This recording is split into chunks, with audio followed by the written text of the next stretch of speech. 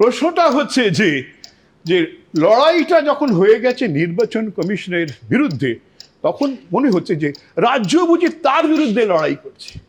কেন? যে লোকটা অসুস্থ লোকটাকে যখন এসআইআরে পাঠানো হচ্ছে, তখন যিনি ইয়ারও আমরা বলছি ইলেকট্রাল রেজিস্ট্রেশন অফিসার, তিনি তো একজন ডিএম গোছের মানুষ বা এসডিও গোছের মানুষ, তিনি কেন আটকাচ্ছেন না?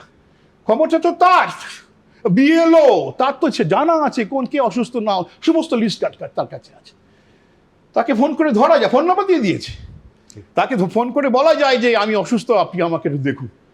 বা তাকে কি ফোন ধরছে না, নাকি ফোনে কথা বলছে না, বা তার কোনো দায়িত্ব নেই, সেই যদি জোর করে ডেকে আনছে।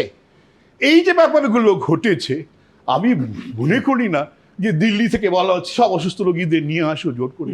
এটা যারা মনে করেন তারা বোঝাতে চাইছেন যে কেন্দ্রের সরকার কোনো কাজ করছে না। এটা যদি তারা মেসেজ হয়ে থাকে, সেটা সঠিক মেসেজ দিচ্ছেন।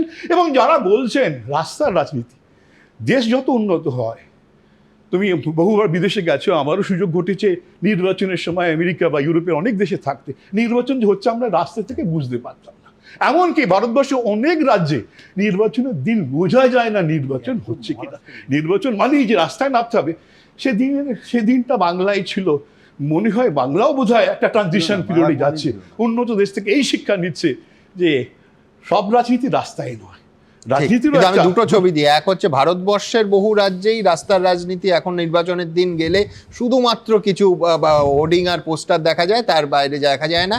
কিন্তু পশ্চিমবঙ্গ সেই জায়গায় কিন্তু এখন নেই, শুধু না আগেও দাদা ছিল না। পশ্চিমবঙ্গে রাস্তার রাজনীতি, রাজপথের রাজনীতি, এটা সামহাও আজকে আছে, শুধু না চিরকাল থেকে এসেছে। দেখুন, মানে আমরা মনে করি যে রাস্তায় না গেলে বুঝি সব কাজ হয়ে উঠবে না, কিন্তু রাস্তা ছাড়াও যে পথ আছে, সারা জগৎ যখন পাল্টাচ্ছে, একসময় বাংলা যে ভাবতো সারা পৃথিবী তাই ভাবতো, আজকে সারা পৃথিবী যখন অন্যভাবে ভাবছি, আমরা কেন সে পথে যাব না?